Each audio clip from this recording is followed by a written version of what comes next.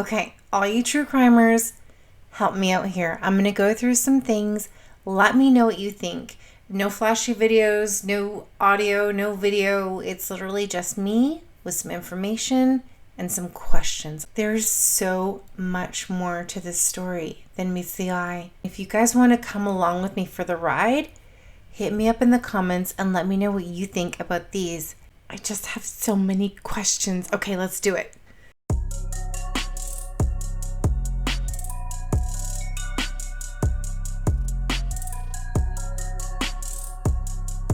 Hey guys, welcome back to my channel. I am Sandy and this is Chronic Cases, where we talk about all things true crime.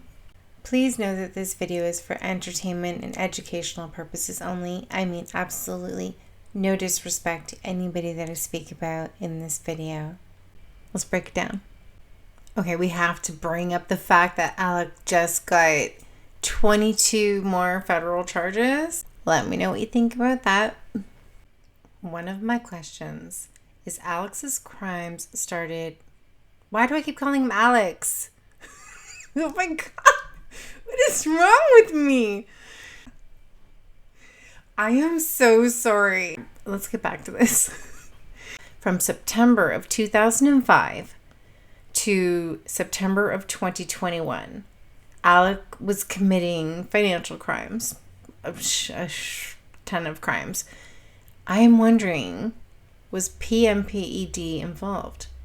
I think yes, because there were checks that Alex was cashing, his father was cashing, and Maggie was cashing. So I think it kind of ran in the family. Let me know what you think about that. And let me know if you think Randy was involved in that as well. Going back to bootlegging.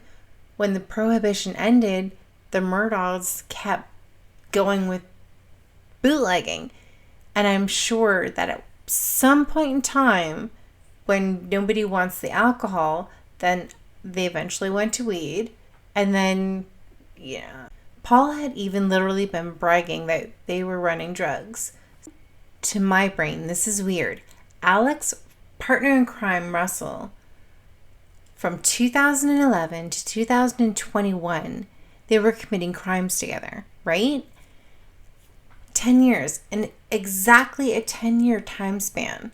Palmetto State Bank, I don't know, 10 years, and they didn't notice a damn thing? They're going to get audited every year. What do you guys think? Like, how in the literal does that happen? That doesn't happen. 10 years.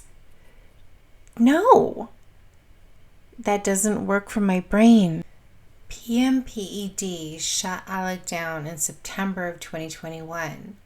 It was the following month, October of 2021, that Palmetto State Bank was like, thank you.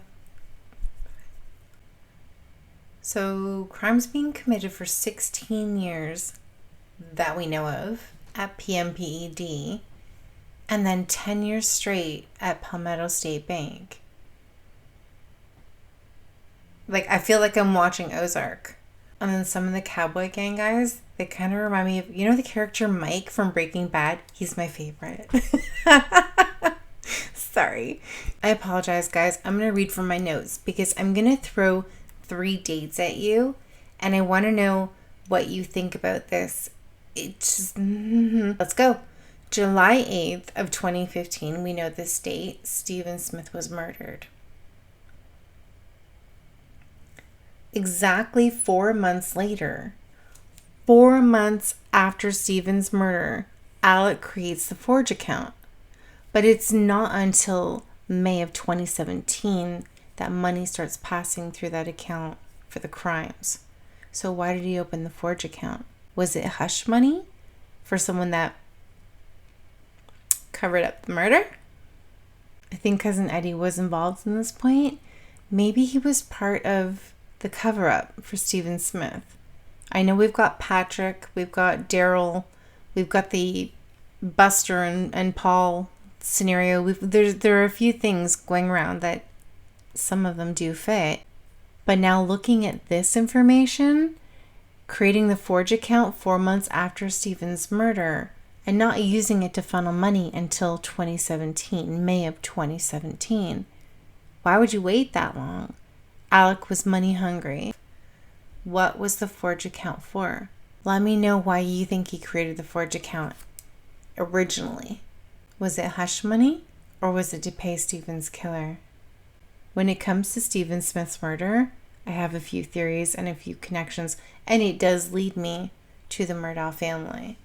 I think I get why the boating accident happened. I have a few questions here, though. I'm not going to go big on the boating accident. This is literally a quick and dirty video because I just want to hear what you guys think about these items. It seems pretty apparent to every one of us that Paul wasn't loved in that family.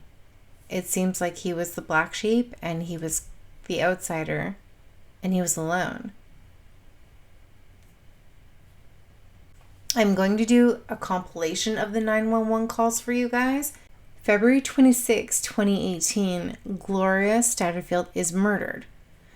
On the 911 call, I think we all originally thought that it was Maggie and Buster on the call, but we know it's Maggie and Paul. And when you listen to that 911 call, Paul sounds remorseful, almost as if he was the one that, you know what I mean? He sounds sad, and it's almost heartbreaking. But is it he's sad, or is he worried that he's going to get caught? He is a Murdaugh. Again, from what we've read, what we've watched, we've come to know that Paul had a temper. I think he pushed Gloria. And to back that up, 1 year after Gloria's passing, he was drunker than drunk because it's 1 year after Gloria's death. The woman that raised him. He goes and he grabs the beer with Buster's ID. Then he goes to Luther's because he has to down some shots. And he turns into Timmy because now he's like off his rocker. But is he self-medicating because he feels guilty about what he did to Gloria? Let me know your thoughts. I think he did it. I think he pushed Gloria. I think Paul murdered Gloria. Okay, the boating accident. We've got all parties involved. Was one of those parties Luther's? I know that the store was involved. Alec was involved. I don't know that Luther's was involved. And if they weren't, why not? Who owned Luther's? What connection would Luther's have to the Murdaughs? I don't believe I saw Paul get ID'd during that video, but I'm going to rewatch it. Let me know in the comments, and then I don't have to rewatch it. I don't think Paul was going to be convicted for the boating accident. Come on, you guys. Look at all the footage. Look at the body cam footage. I'm doing another video on that as well. But when you listen to Anthony and he's on that 911 call, even when you read the witness statements, when you read Morgan's statement and you read Connor's statement, Anthony's statement, literally everyone is, I don't know if Paul was driving. It's maybe Connor, maybe Paul, maybe I saw him at this point, but then I didn't see him then. And we know how that goes. So when you stand in front of a judge, how can you possibly prove that Paul was driving the boat? You can't. You have signed witness statements. What you gonna do? Paul's gonna get off. Morgan's statement says that Connor was driving the boat. How are you gonna convict him? How? Beyond reasonable doubt. He would have got off. He was... Morgan's statement's right there. I believe she changed her statement later.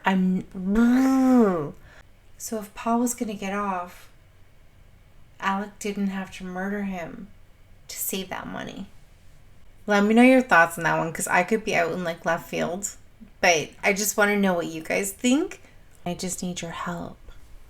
So we have Daryl and Sean. Possible drivers when Stephen Smith was murdered by vehicle, which we know it wasn't a vehicle. But staying with Stephen Smith for a minute, we have the possible drivers Sean and Daryl. I do want to know from you, do you think that out of those two alleged drivers, Daryl and Sean, do you think that Sean, being Anthony Cook's best friend, Anthony Cook, the boyfriend of Mallory, who died in the boating accident, think about it, Paul's going to get off. Signed witness statements saying that he wasn't the driver, Connor was the driver. Do you think that Anthony and Sean could have been the two shooters? Could it have been a revenge murder?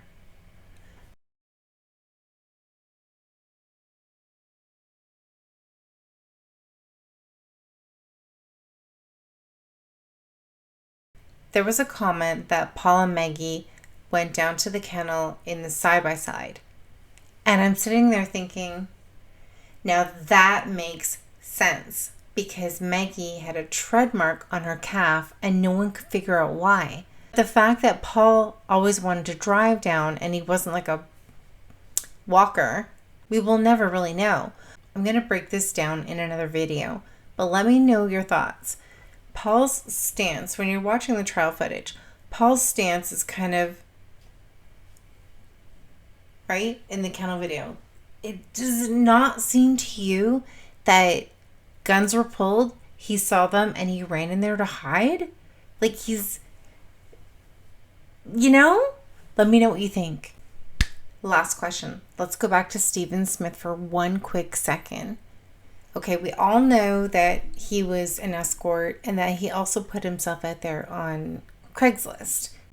His vehicle being so close to the Murdaugh residence, I don't believe for 1 second that he got out and walked to get gas. Don't take your gas cap. We know it's right. Okay, so here's my question. Do you think that Alex did a bring and ordered Stephen to come over? Or do you think it was Randy? Or was it both of them? Holy crap, it's going so many directions. It could be Paul, it could be Buster, it could be Alex. I think it was Randy. Why was Randy right there at the scene of the crime and Alex? Or was it right? So let me know your thoughts. One more question. Do any of you think that Alex and Maggie were swingers? Was Maggie for sure cheating on Alex? Was she really leaving him? She hired a forensic accountant, but I don't think that was for the divorce. I'll let you know why in one of my next videos. So yeah, drugs, money laundering, possible threesomes. I don't know, you guys, let me know your thoughts. The ironic part of this journey for me is seeing Alec on the stand when he says, "When I lied, I had to keep lying. Oh, what a tangled web we weave." He wasn't kidding. His whole entire existence has been a tangled web of lies. Okay, guys, let me know your thoughts. I am dying to hear them all. I want to know what you think about all of these different things. I know it's a rambling video. It's just, I have so many questions. All of your comments have been so amazing. I just, keep them coming, please, because I am just living off of them. Okay, all you true crimers, let me know your thoughts. Take care of yourselves, and I will see you in the next one. To my brain, this is weird. Russell, Alex, blah, blah. Hey guys, welcome to my channel, Chronic.